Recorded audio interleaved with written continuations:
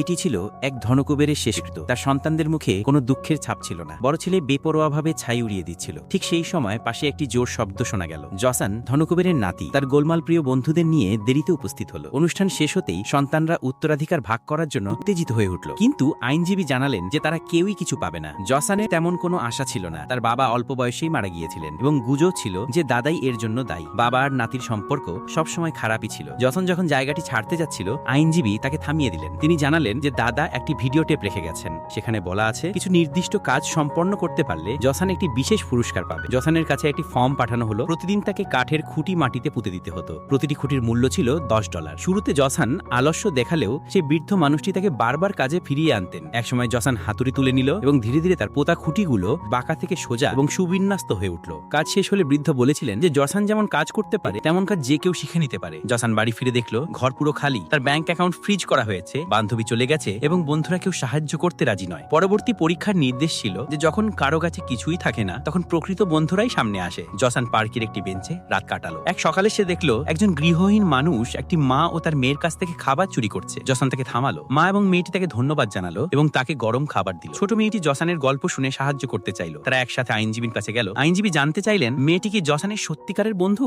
কিন্তু মেয়েটি শান্তভাবে জানালো যে দেখা উচিত জসানের মনে কি আছে এবং সে কি মনে করে যে তার দেওয়ার মতো কিছু আছে। এরপর জসান $500 একটি চেক পেল। এটি ছিল সেই টাকা যে সে কাঠের খুঁটি পুঁতে উপার্জন করেছিল। পরবর্তী চ্যালেঞ্জ ছিল এই টাকা দিয়ে অন্যদের সাহায্য করা। জসান প্রথমে গৃহহীন লোকটিকে সাহায্য করতে চেয়েছিল, কিন্তু জানতে পারলো লোকটি ওই মহিলার ব্যাগ চুরি করেছে। ব্যাগে ছিল একটি হাসপাতালে বকেয়া বিল। জসান ব্যাগটি হাসপাতালে ফিরিয়ে দিল এবং জানতে পারলো যে মহিলার মেয়েটির কেমোথেরাপি চলছে। জসান নীরবে তার চিকিৎসার খরচ পরিশোধ করে দিল। এভাবে কাজটি সম্পন্ন হলো। এরপর জসানকে দক্ষিণ আমেরিকায় পাঠানো হলো, যেখানে তার বাবার বিমান বিধ্বস্ত হয়েছিল। সেখানে সে সত্য জানতে পারলো তার দাদা কোনোভাবেই দায়ী ছিলেন না। তার বাবা নিজেই আবেগপ্রবণ সিদ্ধান্ত নিয়ে সে প্লেনে উঠেছিলেন এবং পরে সেটি দুর্ঘটনায় পড়ে। চূড়ান্ত চ্যালেঞ্জ ছিল একটি স্বপ্ন পূরণ করা। জসান কিছুই ভাবতে পারছিল না। তখন সেই ছোট মেয়েটি বলল যে সে মরতে চায় না এবং সে তার মায়ের সঙ্গে থাকতে চায়। জসান আইনজীবীকে জানালো যে সে তার সাহায্য করতে চায়। আইনজীবী তাকে $2 মিলিয়ন দিলেন যাতে এমিলি নামে মেয়েটির জন্য একটি বাড়ি তৈরি করা যায় এবং অসুস্থ শিশুদের সহযোগিতা করা যায়। কিছুদিন পর জসান শুনল মেয়েটি আর বেঁচে নেই। শেষ বৈঠকে আইনজীবী আবার $2 মিলিয়ন প্রসঙ্গ তুললেন। জসান সব কাজ সম্পন্ন করেছে এবং চূড়ান্ত